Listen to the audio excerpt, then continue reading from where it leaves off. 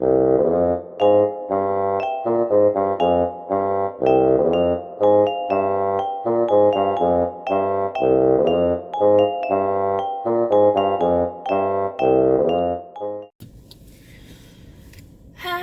we're back. This is Matt.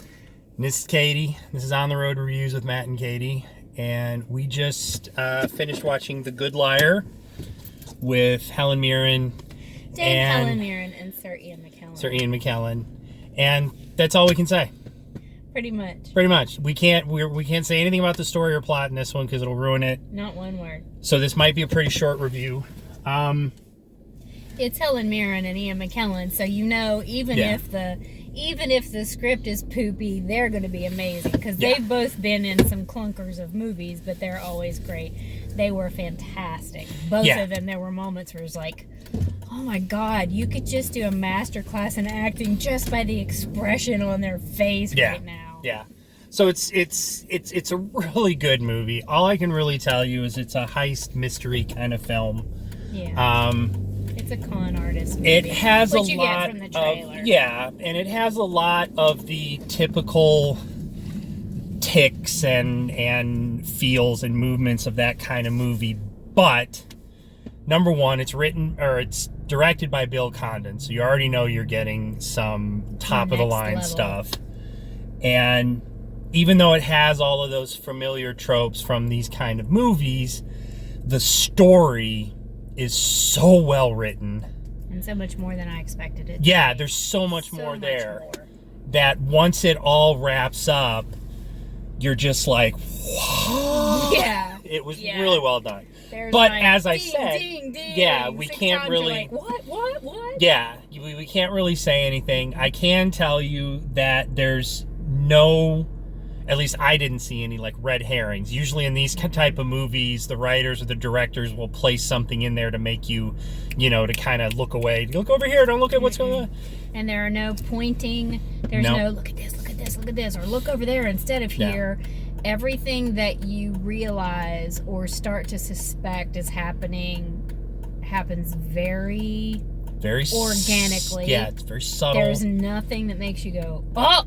And it's all acting. Every one of those cues that hit me to made me kind of piece together what was happening came from slight facial directions from one character or facial reactions or whatever from one character or another. Reactions that made you go, wait what? What was that?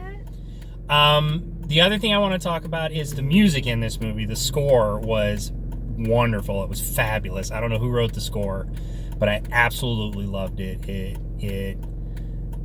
It was a part of the film. It wasn't as much, not like was Motherless Brooklyn, where it was a character in the film. Right. But it just really set the mood.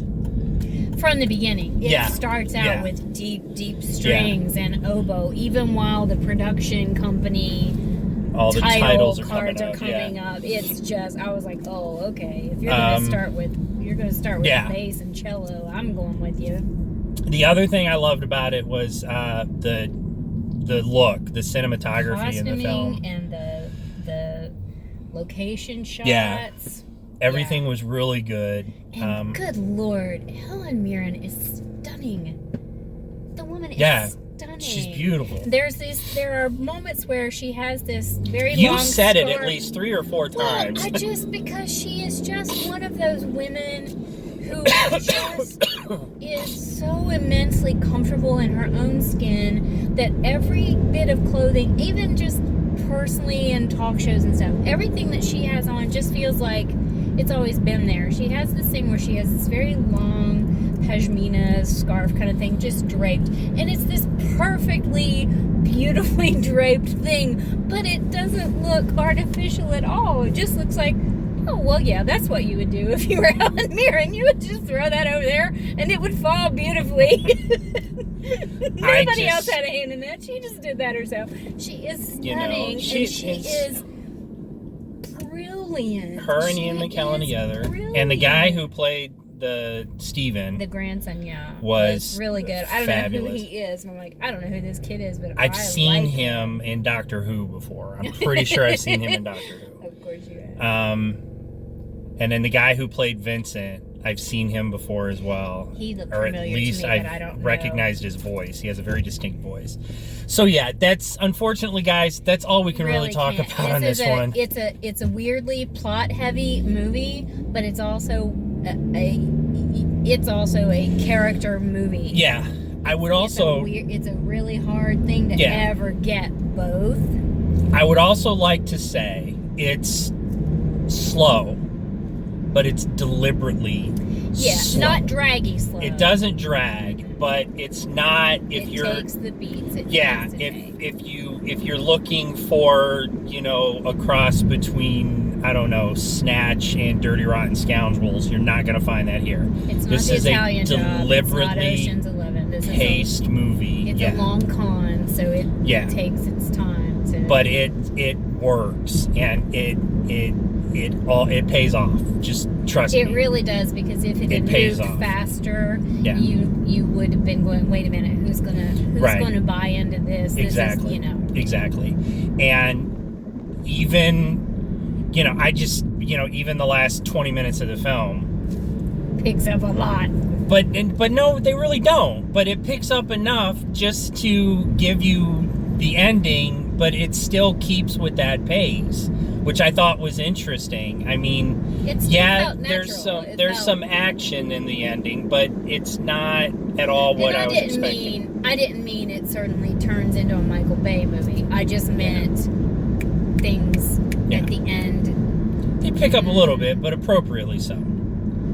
It doesn't story-wise, plot-wise, things, because it's it's the end of the movie. They gotta wrap it up. And everything that happened the whole movie, just from beginning to end, was really good. We're on a tear. We have seen some really good movies I'm lately. like worried about you have totally jinxed us forward for the next movies that we're planning to see. Because there's like several movies. We might go see another one tomorrow, and I'm just like, because November there's a ton right now. November and December, really there's a ton of movies we're looking forward to. So you better not have just jinxed Knives Out for me, because I'm going to be really mad.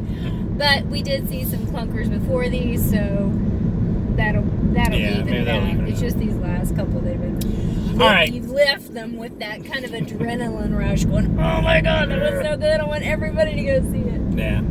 All right. So those are our thoughts on The Good Liar.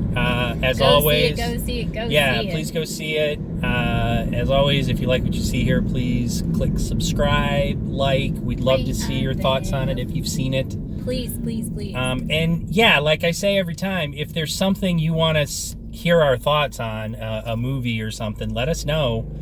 And if it's in theaters, we'll still go see it. If it's something we can stream, we'll watch it at home. And if you comment, if you want to talk about plot points, just make sure that you put a spoiler alert warning on your comment. Believe me, we will reply. Yeah. All right, so that's it, guys. We're gonna shut it off now and go get some lunch with the in-laws. With the Rents. So that's it. We'll talk to you guys later. Bye. Bye.